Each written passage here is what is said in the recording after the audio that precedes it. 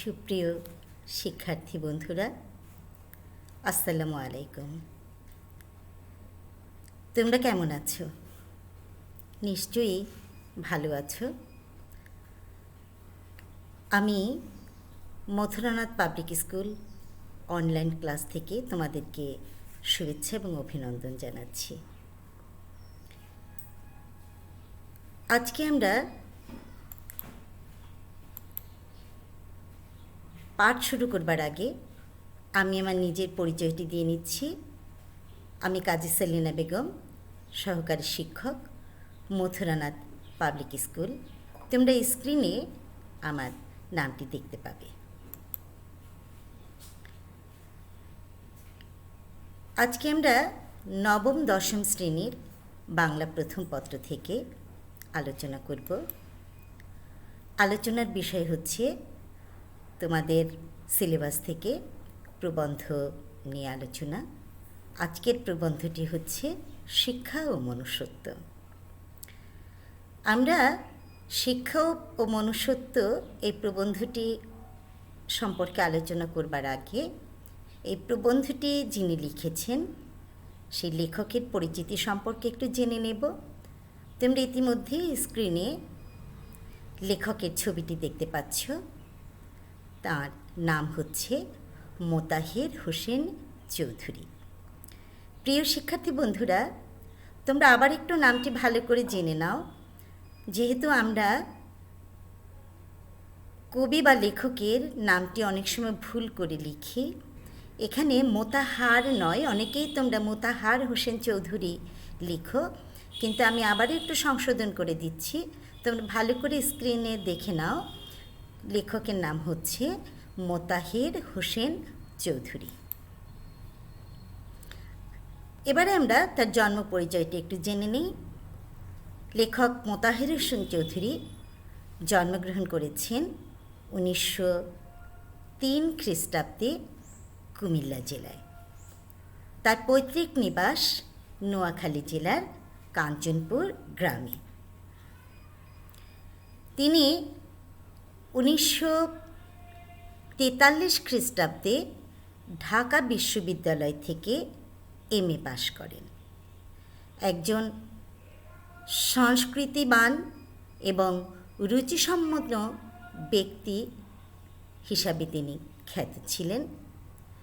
কর্মজীবনে তিনি বাংলা ভাষা ও সাহিত্যের অধ্যাপক ছিলেন। লেখক মোতাহের হোসেন চৌধুরী ঢাকা থেকে প্রকাশিত শিখা পত্রিকার সাথে তিনি যুক্ত ছিলেন।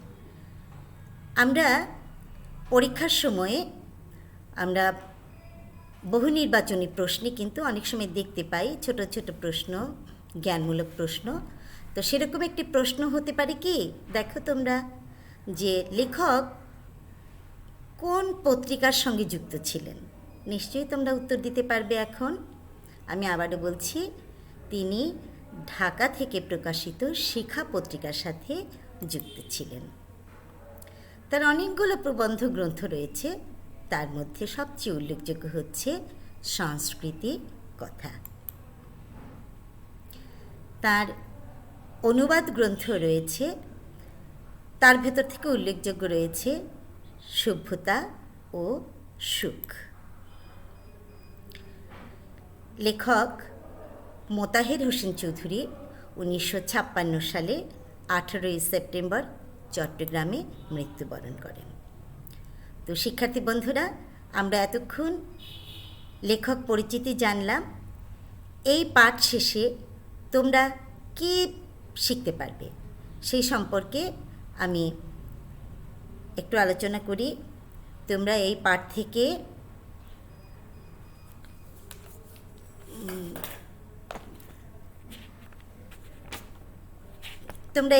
এই পাঠ থেকে লেখক পরিচিতি জানতে পারবে, শুদ্ধ উচ্চারণে বলতে পারবে এবং লেখকের জীবনের যে সমস্ত কথাগুলো বা এখানে শিক্ষা এবং মনুষ্যত্ব নিয়ে যে কথাগুলো আছে সেই মূল্যবোধগুলো তোমরা বলতে পারবে। শিক্ষার্থী বন্ধুরা, আমরা স্ক্রিনে দুটো ছবি দেখতে পাচ্ছি। দেখো তোমরা একটু ভালো করে। প্রথম ছবিটিতে রয়েছে পরীক্ষার্থীরা পরীক্ষা দিচ্ছে। আরেকটি ছবি যেটি রয়েছে সেখানে কি দেখতে পাচ্ছি আমরা? হাতে কলমে শিক্ষা নিচ্ছি। তাহলে আমরা জানলাম কি পরীক্ষা দেওয়াও একটি শিক্ষা এবং কোনো কিছু করাই হচ্ছে শিক্ষা। এবারে আমি তোমাদেরকে একটু জানাতে চাচ্ছি যে শিক্ষা আসলে কি। শিক্ষা হচ্ছে জীবনযাপনের প্রস্তুতি। শিক্ষা হলো একটি আচরণগত পরিবর্তন যার মাধ্যমে জ্ঞান, দক্ষতা, অভ্যাস, বিশ্বাস, চিন্তা সব কিছু অর্জন করা যায়। কোনো কিছুর মাধ্যমে জ্ঞান অর্জন করাই হচ্ছে শিক্ষা। তাহলে শিক্ষা মানে কি? কোনো কিছুর মাধ্যমে জ্ঞান অর্জন করাই হচ্ছে শিক্ষা। স্ক্রিনে তোমরা আরেকটি ছবি দেখতে পাচ্ছ। একজন বৃদ্ধাকে কিছু শিক্ষার্থী সাহায্য করছে। আরেকটি ছবি তোমরা দেখো একটু মনোযোগ দিয়ে।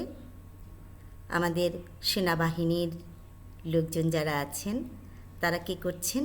দরিদ্রকে দান করছেন, অর্থাৎ তাঁরা আর্তমানবতার সেবায় নিয়োজিত রয়েছেন। এই আর্তমানবতার সেবাই হচ্ছে মনুষ্যত্ব।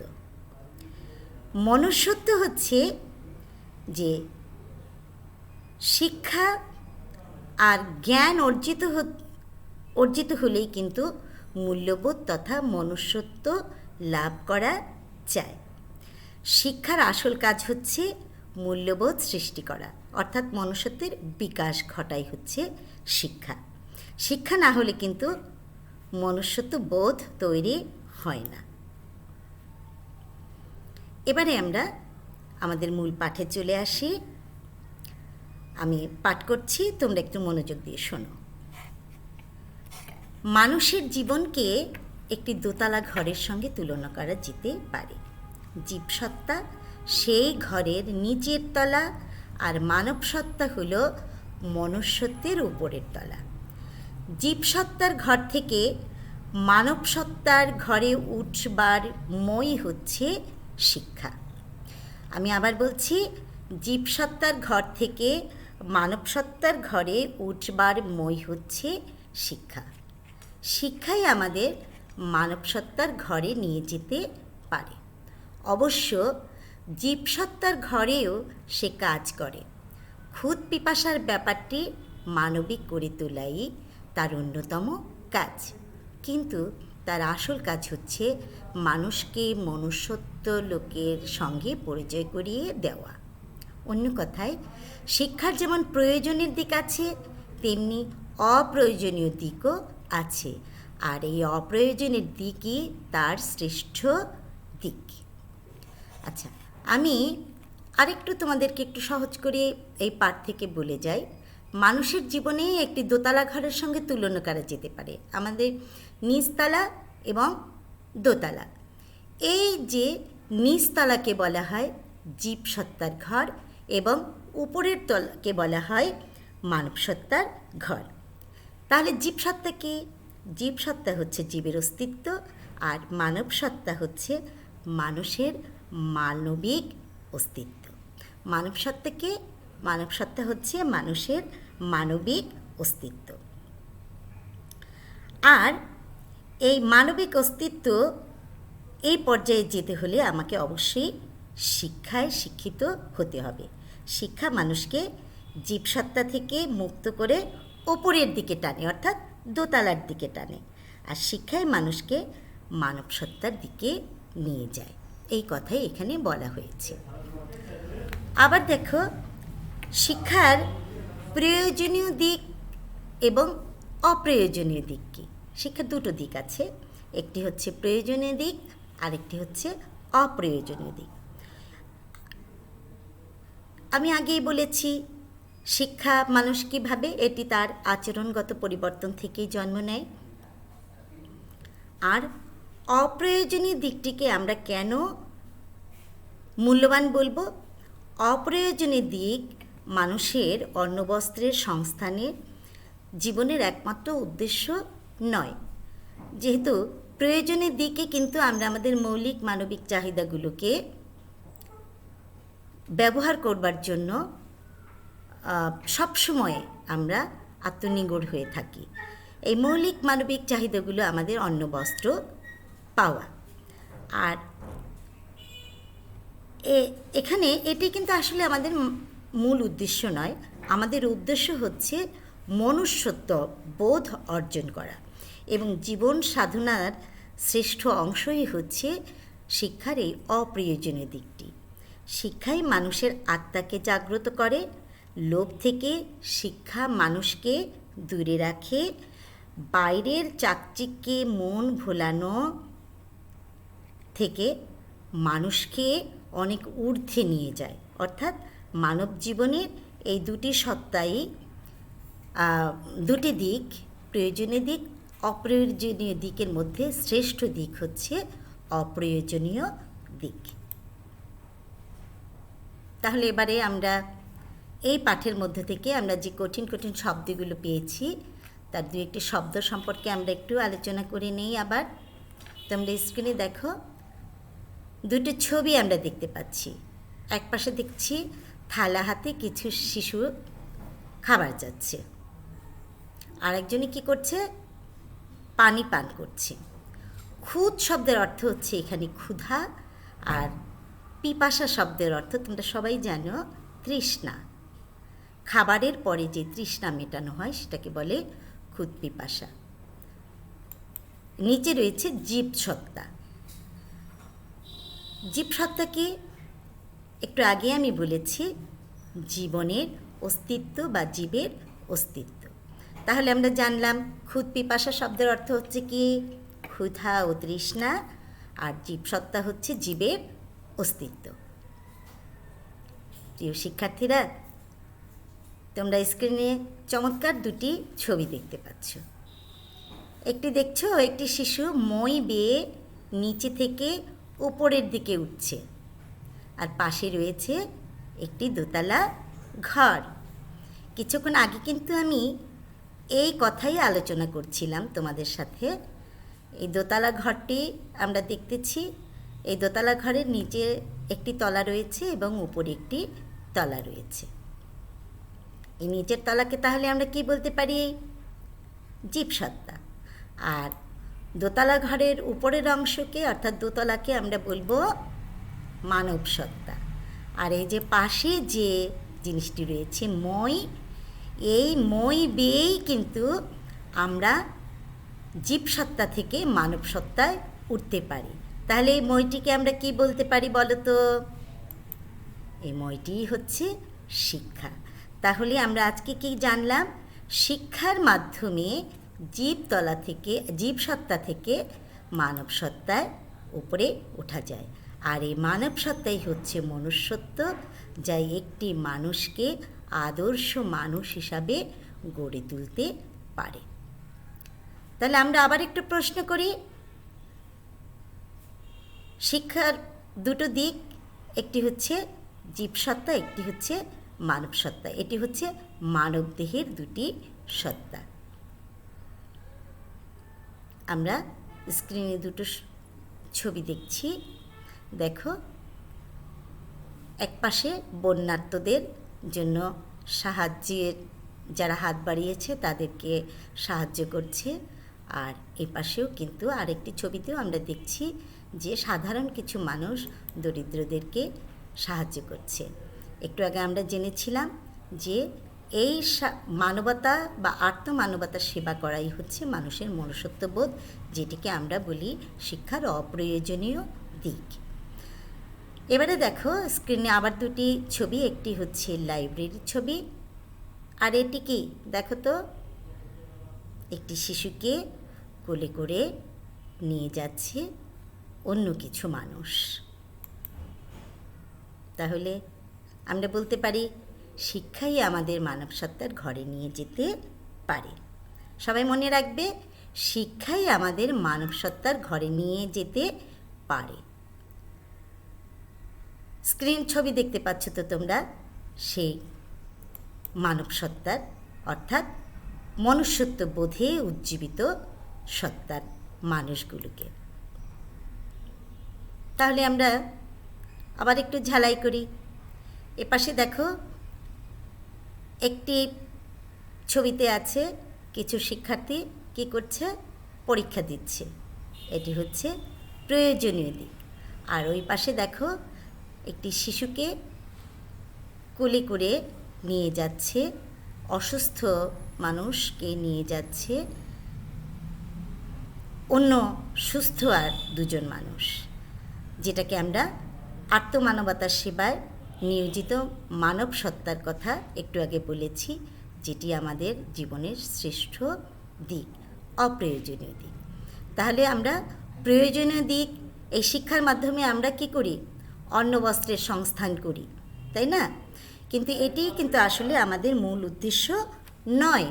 মূল উদ্দেশ্য হচ্ছে, হ্যাঁ, অন্ন বস্ত্র অবশ্যই আমাদের প্রয়োজন, কিন্তু সেটি তখনই মূল্যবোধ সৃষ্টি করবে যখন আমাদের ভিতরে মনুষ্যত্ববোধ অর্জন হবে।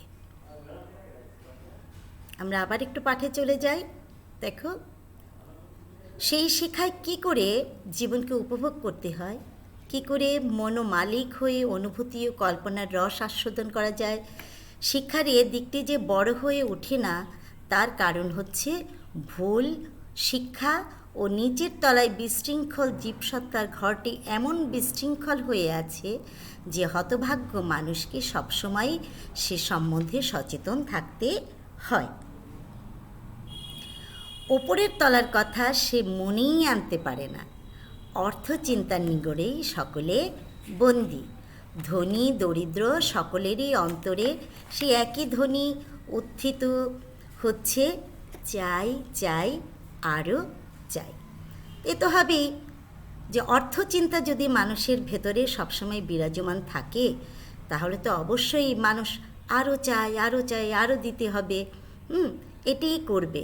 এবং আসলে দেখা যাচ্ছে যে শিক্ষা অনেকেই গ্রহণ করে, অনেকেই দেখা যায় যে অনেক বড় বড় ডিগ্রি নেয়, কিন্তু দেখা যায় যে অর্থ চিন্তা করতে গিয়ে তাদেরকে অনেক নিচু কাজ, অর্থাৎ হীনমন্যতাযুক্ত কাজ, চরম খারাপ কাজও কিন্তু অনেক সময় করতে হয় লোভের তাড়নায়। সঠিকভাবে শিক্ষা যদি গ্রহণ করতে না পারি আমরা, তাহলে কিন্তু আমরা লোভ লালসা থেকে দূরে থাকতে পারবো না। আর লোভ লালসা থাকলেই কিন্তু আমাদের মনুষ্যত্ব বোধ থেকে আমাদেরকে কী করতে হবে, মনুষ্যত্ব বোধ আমাদের ভেতরে তৈরি হবে না। তাহলে দেখো, এখানে একটি লাইন আছে, আমরা আবার একটু ঝালাই করে নিই যে অর্থচিন্তার নিগড়ে সকলে বন্দী। আমাদের কিন্তু এরকম একটি মাঝে মাঝে অনুধাবনমূলক প্রশ্ন হতে পারে যে অর্থচিন্তার নিগড়ে সবাই বন্দী, এই কথাটি ব্যাখ্যা করো। তাহলে কি উত্তর দেবে তোমরা? আমি একটু এ সম্পর্কে লাইনটি নিয়ে একটু আলোচনা করছি। যে লেখক এখানে এটাই বোঝাতে চেয়েছেন যে সকল মানুষ জীব সত্তাকে টিকিয়ে রাখতেই বেশি মনোযোগী, অর্থাৎ ওই যে অন্ন বস্ত্র বাসস্থান খাদ্যদ্রব্য, এই সব কিছু নিয়েই কিন্তু আমরা সবসময় চিন্তা করে থাকি। এই জীবনকে বাঁচিয়ে রাখবার জন্য মানুষ সারাক্ষণ অর্থচিন্তায় ব্যস্ত থাকে।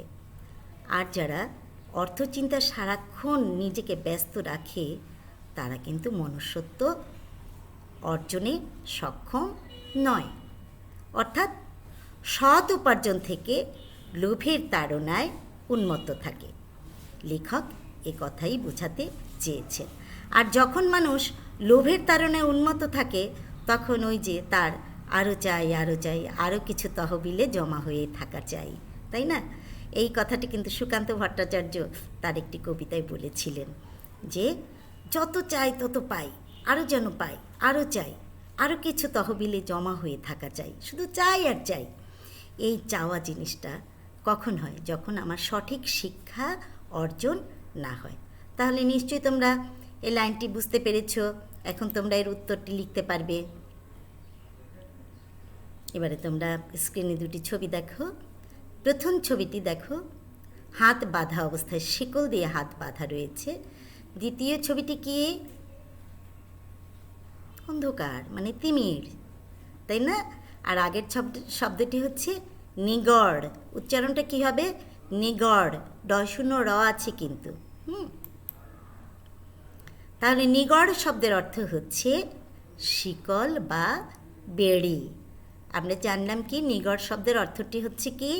শিকল বা বেড়ি। আর তিমির অর্থ আমরা সবাই জানি, তারপরেও আমরা একটু বলে নিই। তিমির শব্দের অর্থ হচ্ছে অন্ধকার। একটু আগে আমরা যে শব্দার্থগুলো নিয়ে আলোচনা করলাম, দেখো এখানে আবার দুটি শব্দ রয়েছে, স্ক্রিনে দুটি ছবি রয়েছে। একটি দেখো, কালো কতগুলো হাত। আরেকটি স্ক্রিনে দেখো, গোপনে টেবিলের নিচ থেকে কিন্তু টাকা নিচ্ছে, অর্থাৎ যেটিকে আমরা এক কথা সবসময় বলি ঘুষ নিচ্ছে। ধনী দরিদ্র সকলেরই অন্তরে সে একই ধ্বনি উত্থিত হচ্ছে, চাই চাই আরও চাই। ওই যে সুকান্তের কথা, আরও কিছু তহবিলে জমা হয়ে থাকা চাই। এবারে আসি আমরা আবার পাঠে। তাই ওই যে চাই চাই আরও চাইয়ের পরে তাই অন্য চিন্তা তথা অর্থ চিন্তা থেকে মানুষ মুক্তি না পেলে অর্থ সাধনাই জীবন সাধনা নয়, এ কথা মানুষকে ভালো করে বোঝাতে না পারলে মানব জীবনের শিক্ষা সোনা ফলাতে পারবে না। ফলে শিক্ষার সুফল হবে ব্যক্তিগত। এখানে সেখানে দু একটি মানুষ শিক্ষার আসল উদ্দেশ্যটি উপলব্ধি করতে পারবে, কিন্তু বেশিরভাগ লোকই যে তিমিরে সে তিমিরেই থেকে যাবে। এই কথা নিয়ে কিন্তু একটু আগেই আমি আবার আলোচনা করেছি যে অন্য চিন্তা বা অর্থ চিন্তা থেকে যদি মানুষ মুক্তি না পায়, তাহলে কিন্তু সে আসল শিক্ষার সুফল অর্জন করতে পারবে না। তাহলে আসল শিক্ষা, যদি আমি শুধু পুঁথিগত শিক্ষায় শিক্ষিত হই, সেই শিক্ষাটা হবে কি? আমার ব্যক্তিগত শিক্ষা, যা অন্যের উপকারে আসবে না বা অন্যের কল্যাণে আসবে না। তা অন্যের জন্য যদি কোনো কল্যাণকর কাজ করতে চাই, তাহলে কিন্তু আমাদের সেই দোতলার সিঁড়িতে উঠতে হবে। অর্থাৎ আমরা যে উদাহরণটি দেখেছি বইয়ে, একটি ঘরের দুটো, একটি নিচের তলা একটি উপর তলা, অর্থাৎ জীবসত্তা থেকে মানব সত্তায় আমাদের উঠতে হবে। যদি সেই কাজটি আমরা না করতে পারি, তাহলে আমাদের অপ্রয়োজনীয় দিকটি থেকে আমরা আর সোনা ফলাতে পারবো না। এই সোনা হচ্ছে সেই মূল্যবান ধাতুকে আমরা বলছি না, এই সোনা হচ্ছে আমাদের জীবনের সত্তা, অর্থাৎ মনুষ্যত্ব বোধকে বলা হয়েছে এখানে সোনা। তো শিক্ষার মূল কাজ হচ্ছে মনুষ্যত্ব বোধের দিকে মানুষকে এগিয়ে নিয়ে যাওয়া। মনুষ্যত্ব শেখায় কীভাবে জীবনকে উপভোগ করতে হবে বা উপভোগ করতে হয়, কি করে মনের মালিক হয়ে সেই শিক্ষার দিকটাকে সঠিকভাবে পরিচালিত করে, আমরা যেন সেই ভুল শিক্ষায় শিক্ষিত না হই। আর যদি ভুল শিক্ষায় শিক্ষিত হই, তাহলে কি হবে? ওই যে শেষ লাইনটির দিকে তোমরা একটু লক্ষ্য করো, এখানে লেখক লিখেছেন বেশিরভাগ লোকই যে তিমিরে সে তিমিরেই থেকে যাবে। তোমরা স্ক্রিনে আবার দুটি ছবি দেখো। একটি বন্দি জীবনের ছবি কিন্তু আমরা দেখতে পাচ্ছি। অর্থাৎ একটু আগে যে লাইনটি নিয়ে আমি আলোচনা করেছি, অর্থ চিন্তার নিগড়েই আমরা আসলে সকলে বন্দি। দেখো স্ক্রিনে আরও কয়েকটি ছবি রয়েছে। লাইব্রেরি, শ্রেণীর শিক্ষায় শিক্ষিত হচ্ছে শিক্ষার্থীরা এবং আত্মমানবতার সেবায় নিয়োজিত কিছু মানুষ। তাহলে আমরা বুঝতে পারছি শিক্ষার আসল কাজ হচ্ছে মানুষকে মনুষ্যত্ব লোকের সাথে পরিচয় করে দেয়া।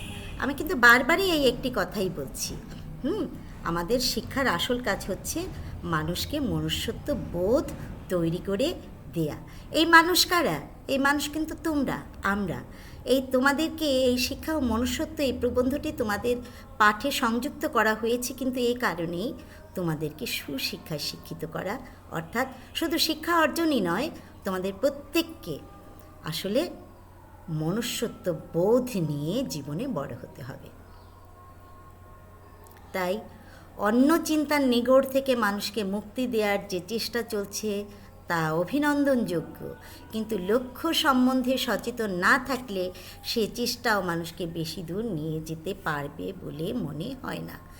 কারারুদ্ধ আহাররুদ্ধ মানুষের মূল্য কতটুকু? প্রচুর অন্ন বস্ত্র পেলে আলো হাওয়ার স্বাদ বঞ্চিত মানুষ কারাগারকে স্বর্গতুল্য মনে করবে বা মনে করে, কিন্তু তাই বলে যে তা সত্যই স্বর্গ হয়ে যাবে তা কিন্তু নয়। বাইরের আলো হাওয়ার স্বাদ পাওয়া মানুষ প্রচুর অন্নবস্ত্র পেলেও কারাগারকে কারাগারই মনে করবে, এবং কি করে তা থেকে মুক্তি পাওয়া যায় তাই হবে তার একমাত্র চিন্তা। আকাশ বাতাসের ডাকে যে পক্ষী আকুল, সে কি খাঁচায় বন্দি হয়ে সহজে দানা পানি পাওয়ার লোভে? অন্নবস্ত্রের প্রাচুর্যের চেয়েও মুক্তি বড়, এই বোধটি মানুষের মনুষ্যত্বের পরিচয়। তা আমি এখানে আরেকটু আলোচনা করি তোমাদের পাঠের সুবিধার্থে, যেখানে লেখা আছে কারারুদ্ধ আহারতৃপ্ত মানুষের মূল্য কতটুকু। কারারুদ্ধ কারা?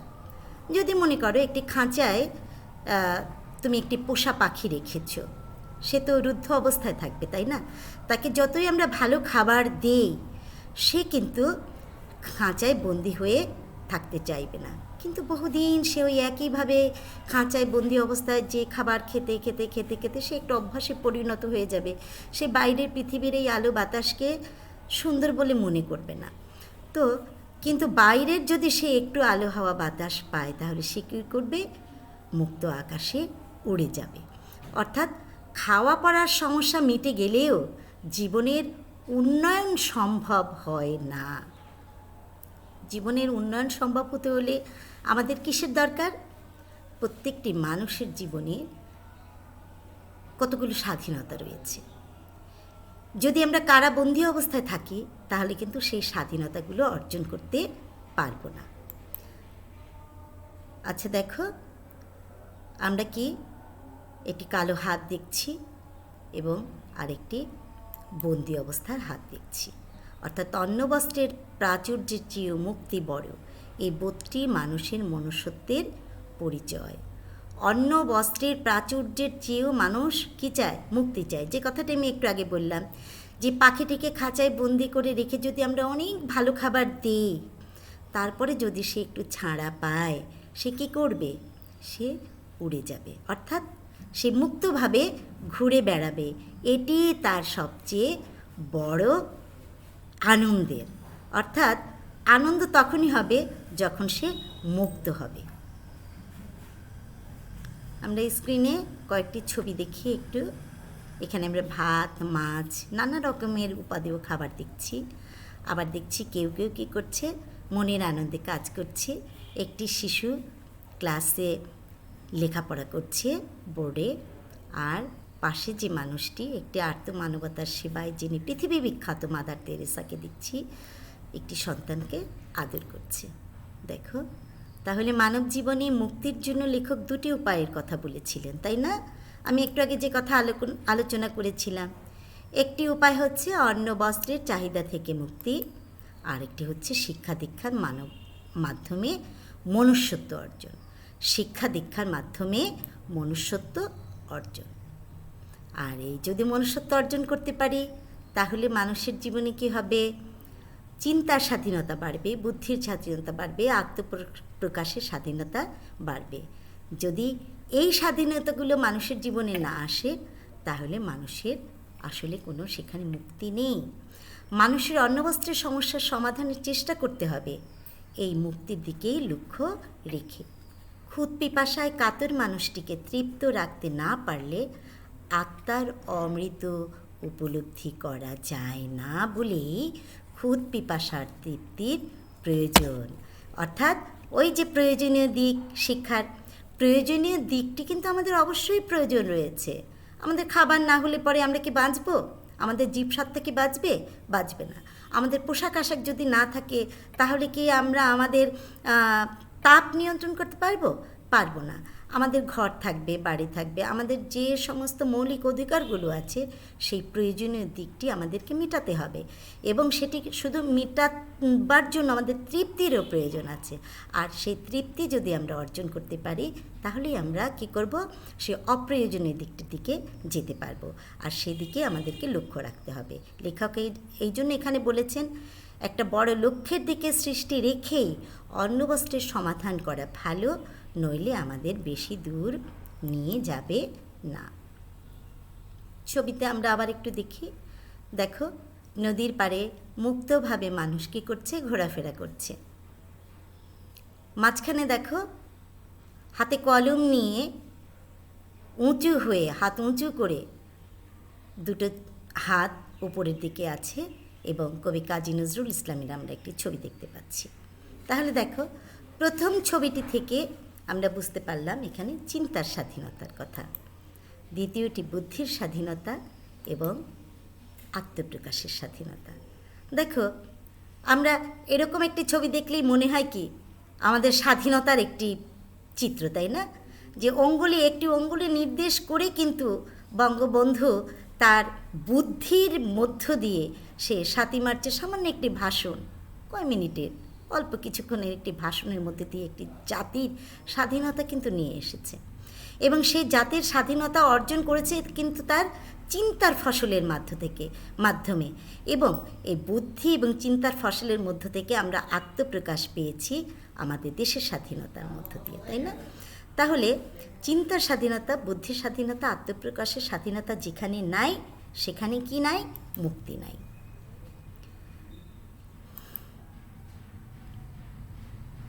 জীবসত্তা, অন্নবস্ত্রের চিন্তা, সুশৃঙ্খল সমাজ ব্যবস্থা, শিক্ষা, মনুষ্যত্ব, এবং সবশেষে হচ্ছে মুক্তি।